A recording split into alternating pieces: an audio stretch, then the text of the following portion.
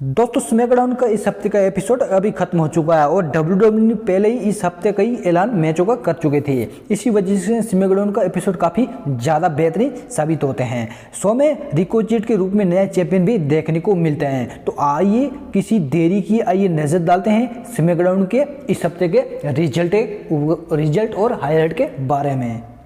सबसे पहले मैच होती है आईसी चैंपियनशिप यानी कि इंटरकॉन्टिनेंटल चैंपियनशिप मैच होती है जिसमें सेमी जेन और रिको चिट के बीच में मैच होती है। सेमी जेन ने अपनी आईसी चैंपियनशिप को रिको चिट के खिलाफ डिफेंड करते हुए नजर आते हैं और इस मैच के जरिए शो की शुरुआत होती है। ये एक जबरदस्त मुकाबला साबित होता है जिसमें रिको चिट ने जीत दर्ज करके अपना सब कुछ दे देते हैं। उन्होंने कई जबरदस्त मूव का भी इस्तेमाल करते हैं और जीत दर्ज कर लेते हैं। इस बीच सेमी जेन ने रोप्स का सहारा लेते हुए इस मैच में वापसी करते हैं। हालांकि जब कंट्रोल पूरी तरह से सेन के पास था तभी जॉनी नॉक्सविल ने एंट्री करते हुए सेमी जेन का ध्यान भटका देते हैं। इसका फायदा रिको चिट उठा लेते हैं और सेमी जेन को पिन करते हुए आईसी इंटरकॉन्टिनेंटल चैंपियनशिप मैच जीत लेते हैं। सेमी जेन के साथ बहुत बड़ा धोखा हुआ देखने को मिलता है और इसी वजह से दिग्गज सुपरस्टार को अपनी चैंपियनशिप थोड़े दिन के अंदर ही गंवानी पड़ जाती है।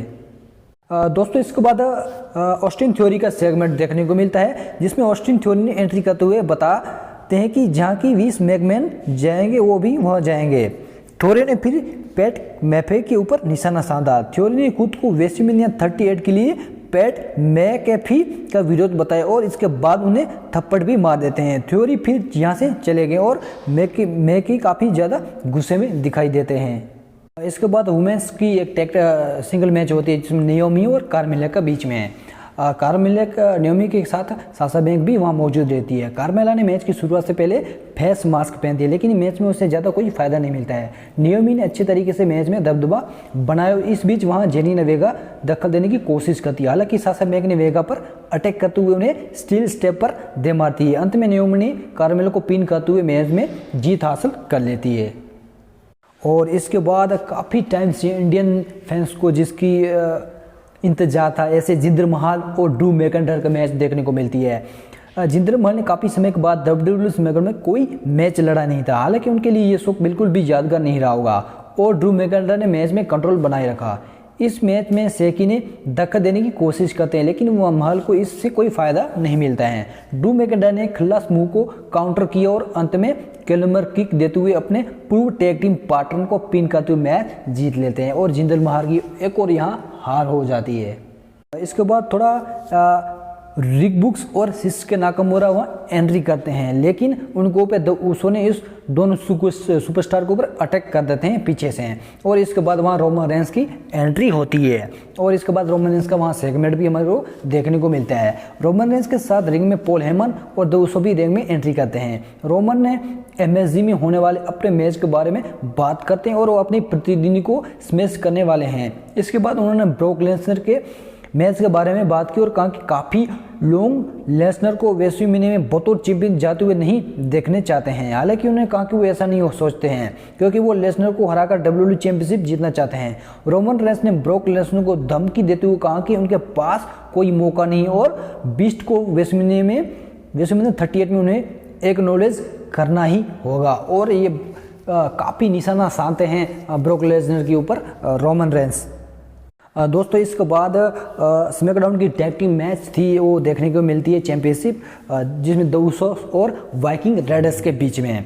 वाइकिंग रेडर्स ने मैच में शुरुआत में अच्छी बढ़त बनाते हैं और द उसो के लिए मुश्किल खड़ी कर देते हैं लेकिन वाइकिंग रेडर्स ने वाइकिंग एक्सपीरियंस देने का प्रयास भी करते हैं लेकिन जे उसो ने अपनी टीम को बचा लेते हैं। इस बीच कुछ समय के लिए मैच रिंग के बाहर भी थोड़ा बहुत एक्शन देखने को मिलता है। द उसो ने इस मैच में काफ़ी कंट्रोल हासिल कर लेते हैं और अपने प्रतिद्वंदी को कोई मौका नहीं दे पा रहे हैं। दोनों टीमों ने एक दूसरे के पिन करने के कई असफल भी प्रयास देखने को मिले हैं। हालांकि अंत में एरिक पर 1D मूव लगाते हुए पिन करते हुए अपनी चैंपियनशिप को डिफेंड कर लेते हैं और वहां जीत एक और बार जीत होती है द उसो की स्मैकडाउन टैग टीम चैंपियनशिप वो रिटेन कर लेते हैं। बाद बिगी और सेमस की मैच देखने को मिलता है लेकिन ये मैच काफ़ी चलती नहीं है और मैच का कोई रिजल्ट भी नहीं आता है। इस मैच शुरू होने से के बाद रिज होलर ने चेयर से कॉफी किंगस्टन पर अटैक करते हुए उनकी हालत खराब कर देते हैं। रिंग में सेमस ने बिगी पर जबरदस्त मूव्स लगाए और फिर वो रिंग से बाहर चले जाते हैं। सेमोस और रिज होलैंड ने बिगी और कोफी के बाइक पर भी बैक स्टेज पर बुरी तरह से अटैक कर देते हैं और बाइक को बिल्कुल कुचल देते हैं। और बैक स्टेज पे जॉनी नॉक्सविल ने सेमी जेन के चैलेंज को स्वीकार कर लिया और अब वो दोनों रेसलमेनिया 38 में एक दूसरे के सामने दिखाई देंगे। ये भी एक रोमांचक मैच होगी। और मेन इवेंट के तौर पे जिसमें रोंडा राउजी और सोनिया डेविल की मैच देखने को मिलती है, वहाँ शार्लेट फ्लेयर भी रिंग की बैक साइड पे मौजूद रहती है। हालांकि ये मुकाबला बिल्कुल ज़्यादा देर तक चलता नहीं है। इसमें रोंडा राउजी ने पूरी तरह से डोमिनेट कर देती है सोनिया डेविल को। शार्लेट ने थोड़ा सा ध्यान भटकाने की कोशिश की, लेकिन सोनिया डेविल इसका कोई फायदा नहीं उठा पाती है। रोंडा ने जबरदस्त पलटवार किया और अंत में मार देते हुए सबमिशन के जरिए मैच को जीत लेती है। यह रोंडा राउजी का स्मैकडाउन में पहला मुकाबला था और उन्हें शानदार जीत दर्ज करते हुए फैंस को बड़ा तोहफा दिया। मैच के बाद शार्लेट फ्लेयर ने रिंग में एंट्री की, लेकिन रोंडा राउजी ने उन्हें एंकल लॉक दे दिया। शार्लेट फ्लेयर ने टैप आउट कर दिया। इसी के साथ वहाँ स्मैकडाउन का अंत हो जाता है। तो ये काफ़ी ज़बरदस्त तो भी हमारे को शो देखने को मिला और इसको फैंस को भी काफ़ी उम्मीदें थी ऐसे शो के बारे में।